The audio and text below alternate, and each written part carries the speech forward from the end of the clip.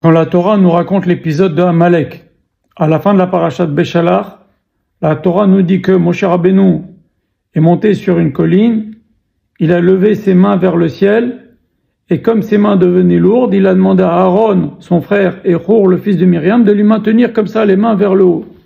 Et tant que Moshe Rabbeinu levait ses mains vers le ciel, il gagnait la guerre. Et quand Moshe Rabbeinu n'arrivait plus à lever ses mains vers le ciel, les Juifs perdaient la guerre. Et la Gemara demande, dans la Masechet Rosh Hashanah, Vechi yadav shel Moshe osot milchama, est-ce que ce sont les mains de Moshe qui font gagner la guerre?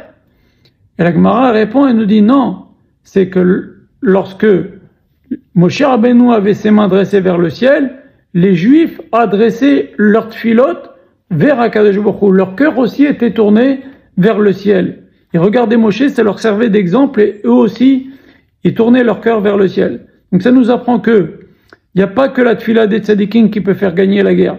Il y a la tfila du peuple. Il faut que nous, on prie très très fort.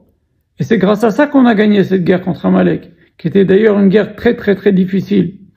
Et Moshe Rabbeinu aussi, il a voulu nous rappeler, en prenant Aaron et Hur, Rav Yoshua Pinto dit cela, en prenant Aaron et Hur aussi, qu'on a besoin du mérite de Aaron, qui est le Baal Tshuva par excellence, qui après, même si l'épisode du Vaudor est venu après, c'est celui qui a fait Tshuva après l'épisode du Vaudor.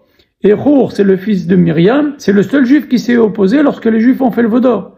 Donc la force de la Torah de Moshe, la force de la Tshuva d'Aaron, la force de la Messirut Nefesh de Hur, le fils de Myriam, qui s'est opposé au Vaudor, plus la force de la Tfila de tous les Bnei Israël qui tournaient leur cœur vers Akadosh Baruch Hu, c'est tout ça qui a fait gagner la guerre.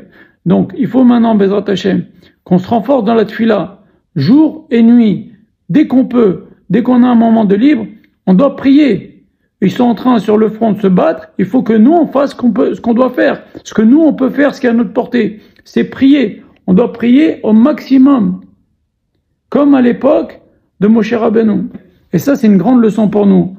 Les tfilot, c'est pas seulement les tfilot des tzadikim qui comptent. Selon cette Mishnah de Masechet Rosh Hashanah, c'est la tfila du peuple aussi qui compte. C'est à nous de lever notre cœur vers Akadosh Baruch Hu en ce temps de guerre. Et aussi associer la force de la Torah de Moshe Rabbeinu, la force de la Tshuva d'Aaron et la force de la Messirut Nefesh de Hur. Tout ça combiné, Bezrat Hashem, va nous aider à gagner la guerre, Bezrat Hashem.